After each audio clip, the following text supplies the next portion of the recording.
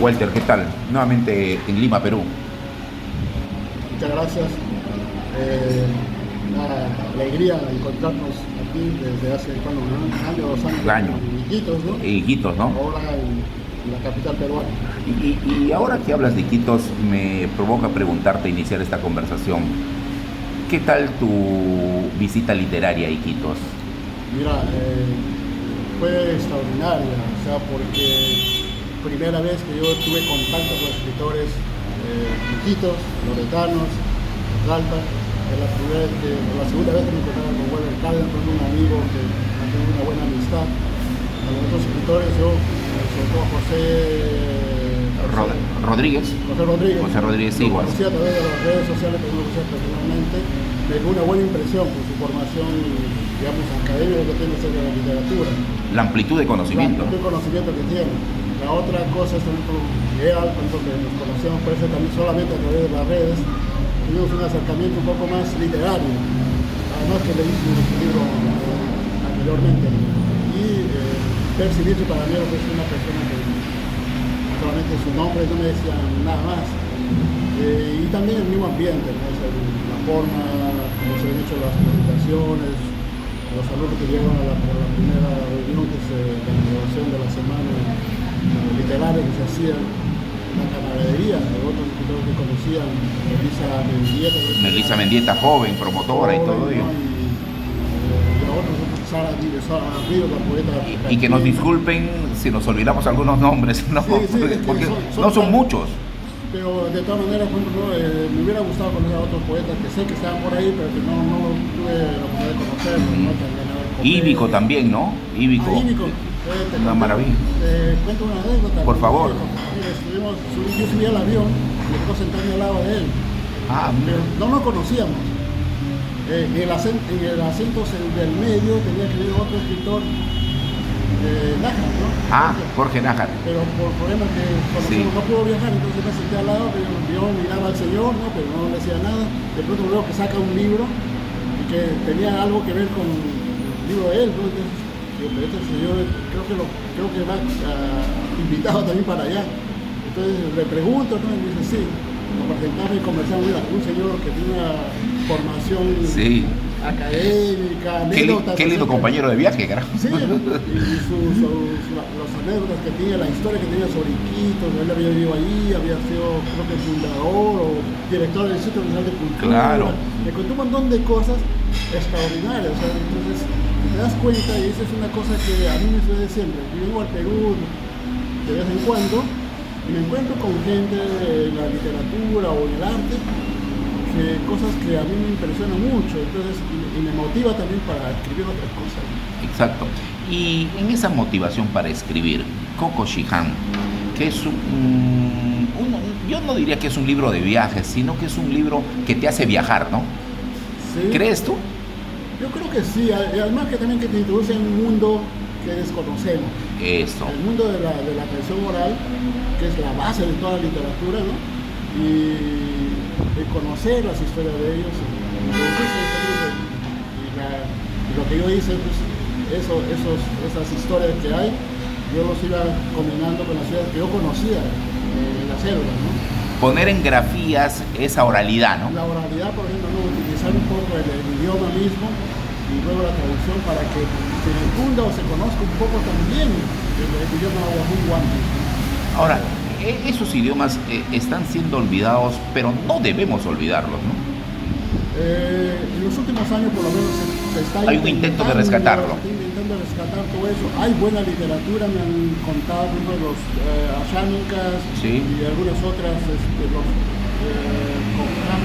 Cocama Cucamina.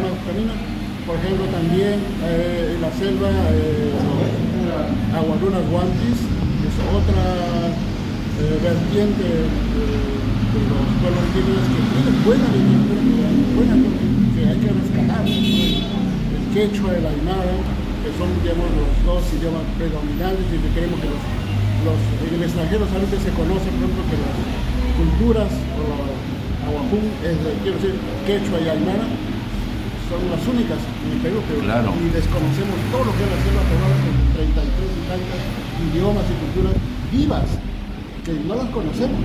que debería rescatarse. Yo sé que hay escritores, o por lo menos gente de la tradición oral. Nos faltaría un poco llegar más a esos sectores que nos cuenten su vida, los orígenes de su pueblo, ¿no? Exacto. Ahora, volviendo a Coco Chiján, que es el libro que has presentado en Iquitos, este libro, como te decía, no solamente te traslada a varios lugares, sino que trata de rescatar la oralidad, que es una deuda que tienen los escritores, ¿no?, con la oralidad, digamos, de nuestro país y de la Amazonía en particular, ¿no? Eso es lo que nos falta. Hay poca literatura basada, digamos, en la tradición oral, o que por lo menos rescate la tradición oral. Hay muy poco. Más está en el mundo antropológico que en la literatura. Si vas a buscar el mundo aymara o el mundo quechua, vas a encontrar en antropología muchos estudios. Y sobre todo, lo que me doy cuenta, por lo menos hasta hace 10 años atrás, más encontrar esa literatura en las bibliotecas universitarias de Europa que en el Perú. Qué contradicción, ¿no? Incluso si mejor información sobre el Perú a nivel sociológico, político, lo encuentras en Europa que en el Perú mismo. En los museos y en las bibliotecas y en las universidades de Europa o del extranjero, a veces hay más información que del mismo país de origen, ¿no? Mira, yo llegué a Alemania y de casualidad fui al Museo Natural de Frankfurt. ¿Qué me encontré ahí? Con una sansa, una cabeza reducida. En el Perú, ¿dónde encuentras una cabeza reducida en un museo? Lo mismo me sucedió en el Museo de Antropología de Madrid. Ahí hay una cabeza reducida. Sí, también había otra. En Perú no hay. ¿No? En Londres hay otra, en Londres había uno y ahora lo están tratando de retirar por la cuestión, bueno, la discusión esa que demasiada violencia, ¿no? Porque no se entiende mucho el asunto cultural. ¿Crees que se debería repatriar esas cabezas reducidas, por ejemplo, para tener, digamos, algo? Si por lo menos hubieran autoridades y museos donde se lo pueda tener, pues sería ideal, ¿no? Porque eso es patrimonio nacional. Exacto. Debería estar acá, ¿no? Incluso debería estar prohibido la exportación de este tipo de piezas. Son prácticamente Es el tráfico ilegal, ¿no? Sí, estaría dentro del tráfico ilegal, ¿no? Exacto. Deberían estar aquí en el país. O sea, y el problema es que en el Perú no se da mucha importancia a la cultura. Sí, No pues. se difunde la cultura. Mira, en Europa, en Alemania mismo, basta que un autor haya pasado, digamos, 2 días en un hotel o una casa, le ponen una placa. Acá vivió fulano de tal, el escritor. Sí, sí. Mira, yo de pura casualidad me fui a un pueblito del sur de Viena, a unos cuantos kilómetros de Viena nomás, no, ahorita no recuerdo el nombre. Mira, y estoy caminando por la calle y yo, Casa Museo de Beethoven, ¿no? Casa Museo de Beethoven. Y dice, aquí en esta casa estuvo Beethoven unas cuantas semanas de vacaciones, de verano, y escribió parte de la novena sinfonía. ¡Wow! Mira, y esa casa, que no es su casa, era solamente un lugar donde él venía a pasar vacaciones una semana, es Casa Museo Beethoven. Tú entras ahí, está todas las cosas que hay, que él había tocado, que había escrito, lo tienen conservado ahí y lo exhiben y hacen turismo con eso. Y en Perú, ¿por qué no podemos hacer eso con nuestra propia cultura? Hacer turismo y cultura a la vez. No se hace. Sí, La pues. mentalidad del capitalista peruano es solamente llenarse los bolsillos, pero no tienen una vocación de servicio. O sea, yo estoy de acuerdo que ganen, pero que también que sirvan a la cultura, al desarrollo cultural, urbano. Ese contraste se siente cuando uno se vive en Europa o se va por Europa, ¿no? ¿Por qué allá sí y no acá? Tú has estado en Europa, Claro, por eso te digo. como en Lisboa, como en Madrid, como en Francia, París. Ahí la cultura y el turismo están ligados. Sí. Mira, todas las ciudades europeas viven del turismo fundamentalmente. Sí. Porque ¿qué tienen? Los países... Y turismo cultural, ¿ah? Sí, Claro. Mira, ellos no tienen las riquezas naturales que tenemos aquí en el país. No tienen bananos, no tienen piña, no tienen papaya, pero vas a encontrar papaya allá. Sí. Pero, ¿de qué viven entonces? Turismo cultural. Cualquier laguito es motivo para hacer ahí hoteles y hacer turismo. Rutas turísticas, de caminos para ir a caminar y todo eso. En el Perú, ¿por qué no se hace? Tenemos el cañón del Colca, por ejemplo. Una maravilla. Una zona que debe ser explotada mucho más de lo que está haciendo ahora. O en Cajamarca mismo, o en la selva misma, en Iquitos, hay tantos lugares que se pueden hacer. Digamos, por ejemplo, Siquio de los Ríos estuvo por allá. ¿Por qué, por ejemplo, no hacer una casa de museo de Siquio de los Ríos?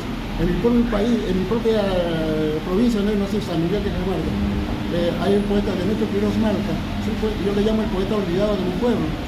Su casa ha sido destruida en vez de ser convertida en un museo y hacer digamos, una Ahora que hablas de eso, Walter, mira, yo estaba en Linares, un pueblito por Andalucía. Hay un museo de Rafael, el cantante, porque en Linares nació el divo, el niño de Linares. Y es que, así como para la música, para los escritores se debería hacer en cada pueblito donde el origen de este escritor debería hacerse como un atractivo, ¿no? El problema está que las autoridades, alcaldes, otro tipo de autoridades de cada región, de cada pueblo, más la empresa privada que no tiene esa visión, la visión cultural no tiene. Ellos creen que hacer progreso es llenar de cemento las calles. Y no es eso, pero eso es parte, sí, claro, eso da bienestar, sí, pero la cultura también es una buena. El desarrollo humano, ¿no? El desarrollo humano, eso es fundamental. Mira, si tú tienes una ciudad bonita, tienes una ciudad también cultural, eso te va a dar gusto de vivir ahí. Te va a dar gusto es mostrarla al turismo. Eso es lo que nos falta. ¿Cómo hacer una ciudad bonita, atractiva? Que la gente venga, se sienta feliz ahí, contenta, y va a recomendar que la gente siga viniendo, ¿no? Ahora, hablas de contrastes, Walter, y tú radicas en Europa y vienes cada cierto tiempo a Perú. ¿Cuál es el contraste que encuentras? Es enorme, ¿verdad? Pero dicho por alguien que vive en Europa, tiene una gran importancia. ¿Cuál es el contraste que encuentras? Ayer estuve en un colegio aquí de Lima y me preguntaron cómo es ese contraste. Yo le dije, el Perú es como estar en el infierno y llegar a Europa es como ir al paraíso. Entonces, es una divina comedia. Sí, es brutal si queremos comparar. La diferencia, el ¿no? nivel de desarrollo tanto cultural, económico, de infraestructura, es grandísimo, no hay punto de comparación. Entonces, pues digo, son dos aspectos diferentes, dos formas de vida diferentes, tan diferentes. Y a pesar de que hay mucha potencialidad aquí en nuestro país, pero no se hace. Como digo, falta una visión de Perú, falta una visión de ciudad. Eso es lo que nos falta, no tenemos. O quizás no lo quieren hacer, porque no les interesa. Eso. Y eso es un poco el aspecto político y el aspecto gubernamental, digamos. Pero tú que vives fuera, ¿no crees que a los escritores peruanos de todo el país les falta también unificar criterios para impulsar, para promover, no estar, digamos, discrepancias son saludables, pero no estar en enconos, en discrepancias, y hay élites literarias que le llaman? Eso nos ha hecho mucho daño. ¿Crees que es así? Mira, eso forma parte de la forma de poder también, ¿no? Sí. O sea, los autores son muy egoístas, a veces estamos pensando solamente en nosotros. No pensamos en forma comunitaria ni en forma solidaria. Entonces, esa es una parte fundamental. O sea, cada escritor quiere sobresalir por encima del otro. Exacto.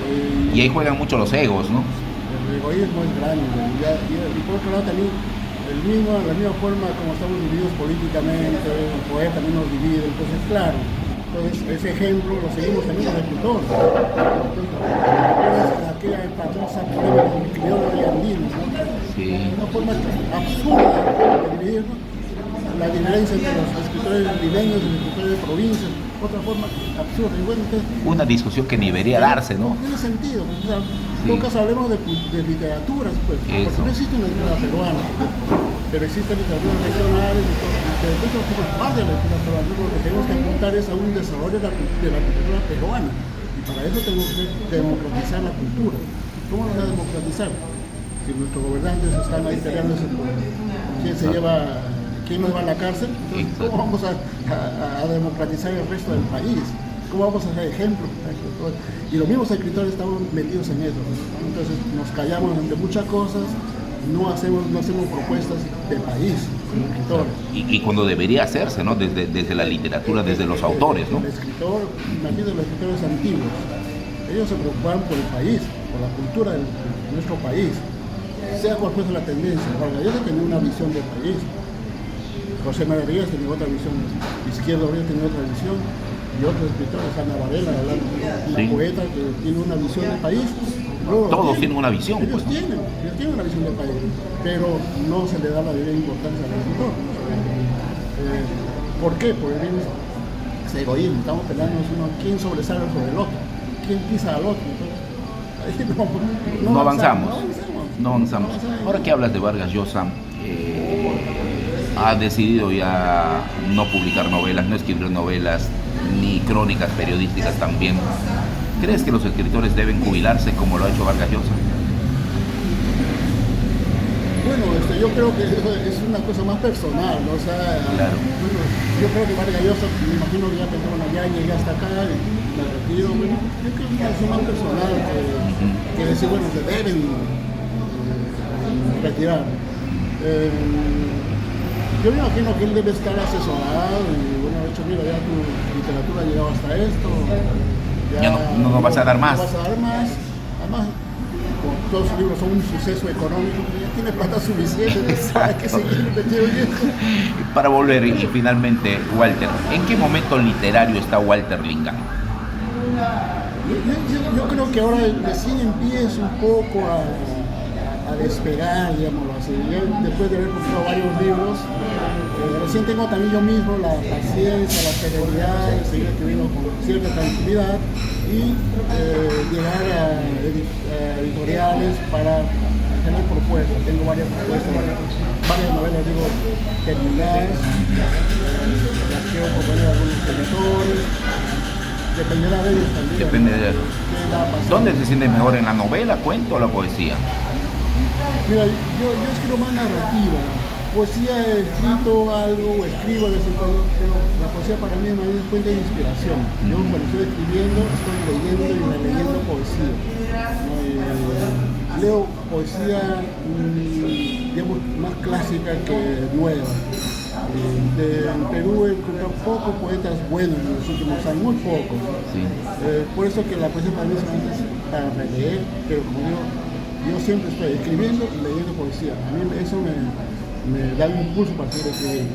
En la narrativa me siento mejor, y sobre todo en la novela, porque me extiendo más, claro. Tengo temas que... Depende también muchas veces del tema, ¿no? Y ahora tu narrativa está teniendo mayor presencia en el Perú, ¿no? Digamos, por lo menos hay porque además libros, estás viniendo con más frecuencia. Con más frecuencia. Y hay algunos libros que han marcado cierto punto. Coco Chicán, el libro de Andrés Marañón, muchos de mis amigos y críticos literarios lo consideran uno de los mejores libros que he escrito. Sí. El otro libro que me ha dado hasta cierto punto una especie de fama internacional, llamémoslo así, europea también incluso, es Un cuyo entre alemanes. Con esos dos libros siempre en los últimos años han tenido una cierta resonancia y me han hecho de alguna forma conocido también en el mundo literario. ¿Y hoy mismo que estás por publicar, tienes algo que publicar ya? Yo ahorita he venido, como digo, con 3 novelas listas, pero todavía no digamos, está en tratativas. Estamos en tratativas, y vamos a ver qué va a pasar. Una novela se llama El verano, tu nombre, el verano lleva tu nombre. El verano. La otra novela es Mi nombre es paro nacional. Y tengo otra novela que es un poco más regional, que se llama Mamá Angélica. Mamá Angélica, en honor a la señora de Ayacucho. Wow. La búsqueda de los desaparecidos. ¿Y ella es el personaje principal? Ella es el personaje principal, es una especie de biografía novelada. En base a una conversación que tuve con ella. Ella fue invitada por el presidente Weizsäcker de Alemania y tuve esa oportunidad de ser... Qué simpática señora a pesar del dolor que llevaba dentro, sí, ¿no? Tuve la oportunidad de ser el traductor de ella y ahí ella me contó un poco su historia, yo la grabé y el año pasado, durante el año pasado, estuve en Ayacucho, hablé con sus familiares y me contaron un poco más cosas de ella. Visité su casa donde fue secuestrado a su hijo y eso me ha dado motivo para escribir la novela. Pues ya lo tengo lista, estoy normalmente revisando un poquito de cosas más en esos días y vamos a ver pues, qué pasa con todo ese material que he vendido. Gracias, Walter. Gracias a ti, más bien, por la oportunidad de darle para estar con el público peruano. Gracias.